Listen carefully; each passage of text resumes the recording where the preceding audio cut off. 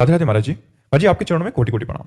महाराज जी कभी आप साधन को इतना सुगम बता देते हैं कि जिसने एक बार राधा नाम ले लिया उसका भी कल्याण निश्चित है, परंतु आप कभी ये भी कहते हैं कि मन को वश में करना बहुत कठिन है, निरंतर साधनारत हुए बिना कल्याण नहीं होगा। महाराज जी इसमें क्या रहस्य है?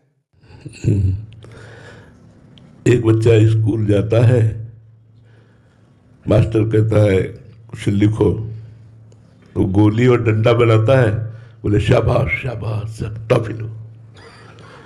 और एक साल जब गोली डंडा बनाता थप्पड़ मारता है, एक साल हो गए उसी गोली डंडा में लगे हुए, अक्षर लिखो का खा गा घा, समझ रहे ना। ये नए विद्यार्थी हैं और सत्य वचन है, यदि आप एक बार भगवान का नाम लोगे तो मंगल की नींव रख गई। लेकिन जो भजन परायण है, जो साधन परायण है, अब उनकी कसौटी है कि मनोनिग्रह, इंद्रिय निग्रह, इंद्रियों को विषयों से जाने से रोको, मन को विषयों का संकल्प मत करने दो, मन को निरंतर भगवान के चिंतन में लगाओ। 24 घंटे में सो गए तो बात अलग, जितना हम जग रहे हैं तो जगते समय हर काम करते हुए भगवान नाम चलना चाहिए। तो समझना होगा कि प्रारंभिक साधक को प्रोत्साहन दिया जाता है और मध्य साधक को कसौटी पे कसा जाता है और उत्तम साधक को प्रणाम करके उसकी वंदना की जाती है। तो साधना की को अगर इनको प्रारंभिक वो बात बता दे जो यहाँ है तो छोड़ देंगे कि हम तो चल ही नहीं पाएंगे। तो हम इनको कहते हैं आप विषय भोगो, लेकिन धर्म युक्त भोगो। आपका जो मन हो, आज खाने का, आज पीने का, आज देखने का, आज सुनने का, वो भगवान को अर्पित करके नाम जप करते हुए तुम्हारा मंगल हो जाएगा, इसमें कोई संशय नहीं। लेकिन जो साधक धैर्यपूर्वक परमार्थ की चढ़ाई पर चढ़ रहे हैं उनको प्रोत्साहन बड़े कठोर शब्दों से दिया जाता है, कहीं फिसल मत जाना, आगे बढ़ो। तो कल्याण की भी कोटि है, इसलिए जैसे मोक्ष के भी सायुज्य, सामीप्य, सारूप्य, सारिष्ट, एकत्वादि है, ऐसे कल्याण की भी कोटि है। कल्याण तो जीवन भर वैश्यागमन के अंत में नारायण बोला तो उसका अजामिल कभी हो गया, लेकिन प्रेम भगवान से करना, भगवान को आत्मसमर्पण करके उनकी दिव्य लीला में प्रवेश होना, या ब्रह्मबोध संपन्न होकर अपने स्वरूप में मगन रहना, ये सब चढ़ाई की बातें हैं। तो प्रारंभ से लेकर चढ़ाई तक की चर्चा सत्संग में होती है, तो जो जिसका अधिकारी होता है वो बात पकड़ लेता है। जब ये बात आती है हम कुछ नहीं कर सकते, हम बुरे आचरण भी नहीं छोड़ सकते, तो हमसे कहते यदि बुरे आचरण भी नहीं छोड़ सकते तो राधा राधा पकड़ लो यार, हम छोड़ने की बात कहाँ कहते हैं। तो बीच में राधा, एक किसी ने प्रश्न किया था कि गुरु वचन बड़े या शास्त्रों के वचन बड़े? गुरु वचन। अगर हमारी गुरु निष्ठा है तो हमें गुरु की आज्ञा पर अपने प्राण समर्पित कर देने चाहिए, क्योंकि हम शास्त्रों का रहस्य नहीं जानते हैं। शास्त्र कह रहे हैं पूर्व की तरफ चलने को और इशारा हो रहा है उत्तर की तरफ चलने का, फिर हम कैसे चल पाएंगे? तो हमें बच्चा बन के गुरु के चरणों के आश्रित हो जाना चाहिए। एक साधक ने प्रश्न किया कि हमारे गुरु जी ने हमको कुछ आदेश किए हैं, तो मैं किसी संत से उन आदेशों को पुष्ट करना चाहते हैं। हम कहा गलत हो जाएगा।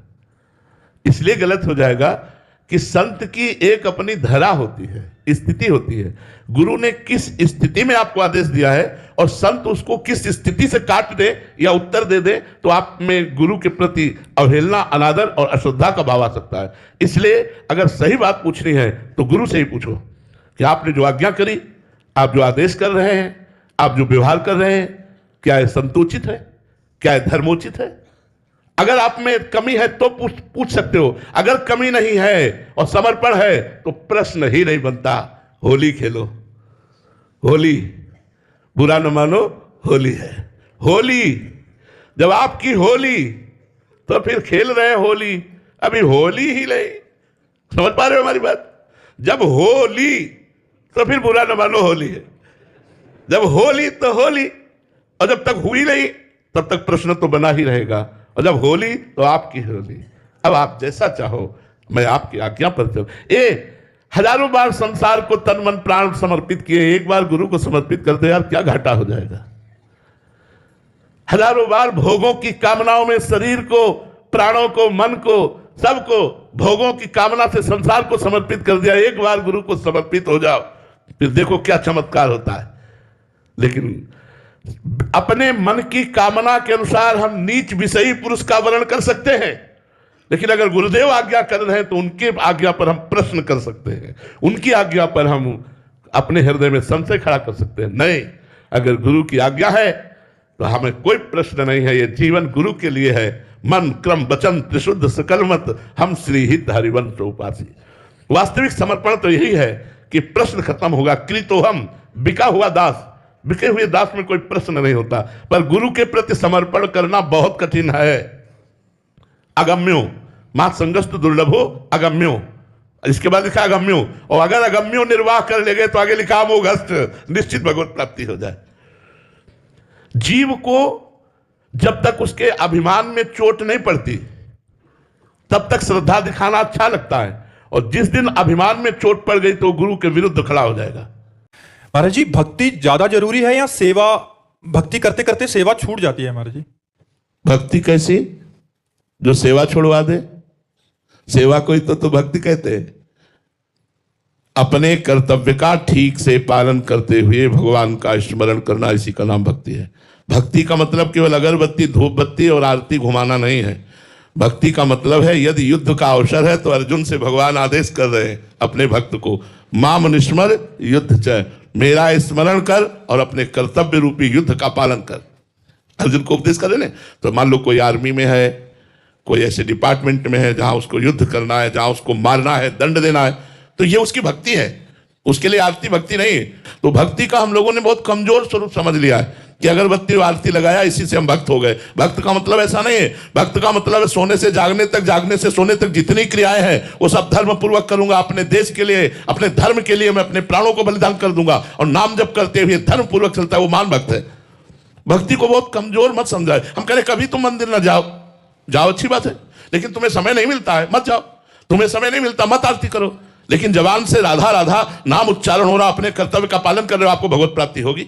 इस बात को समझना है। चाहे व्यापार हो, नौकरी हो, किसानी हो, जो भी आप कर्म कर रहे हो वो भगवान को समर्पित कीजिए, यत् करोषि, और नाम जप कीजिए, हो गई भक्ति। भक्ति को आप एक छोटे दायरे में मत बांधिए। ये छोटे दायरे में बांध दिया गया है कि थोड़ा इत्र, थोड़ा चंदन, थोड़ा इसी का नाम भक्ति नहीं। महान भक्त अर्जुन जैसा भक्त कौन होगा? भगवान के आदेश पर ऐसे ऐसे महापूजनीय लोगों का वध हुआ, पूजनीय लोगों का, जिन्होंने अंगुली पकड़ के अर्जुन को चलाना सिखाया, जिन्होंने प्रत्यंचा चढ़ाना सिखाया, द्रोणाचार्य, उन तक का वध करवा दिया अधर्म के पक्ष में होने पर। भक्ति को समझना पड़ेगा। भक्ति का अगर सही स्वरूप समझोगे तो सामने भगवान भी आ जाए, अगर विपक्ष में है तो हम उनको भी ललकार देंगे, उनसे भी लड़ जाएंगे, जैसे भीष्म पितामह जी ने तान तान के भगवान के शरीर पर बाण मारे, और भगवान के महाभागवत भक्त है। श्री कृष्ण भक्त होते हुए भी श्री कृष्ण को मारा बाणों के द्वारा।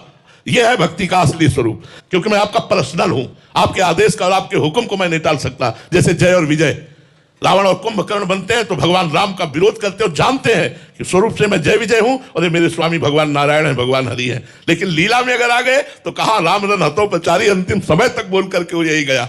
तो हमें जो रोल मिले, जो स्वांग मिले, वो हमें अच्छी तरह करना चाहिए इस संसार में। चाहे किसान हो, चाहे व्यापारी हो, चाहे नौकरी हो, ईमानदारी से करें, धर्म पूर्वक करें, घूसखोरी ना करें, अधर्माचरण ना करें, नाम जप करें, तो हमें भगवत प्राप्ति हो जाएगी, चाहे जो कोई हम हो, क्योंकि हम अपने कर्तव्य का पालन कर रहे हैं। कर्तव्य का पालन छूट जाए मुझे ऐसा नहीं लगता, क्योंकि भक्ति करने वाले अर्जुन जी भगवान से कहते हैं मैं संन्यास ले लूं, युद्ध नहीं करूंगा। भगवान ने मना किया तुम्हें संन्यास नहीं लेना, युद्ध करना है। इसका मतलब भगवान प्रधानता कर्तव्य कर्म की करवाना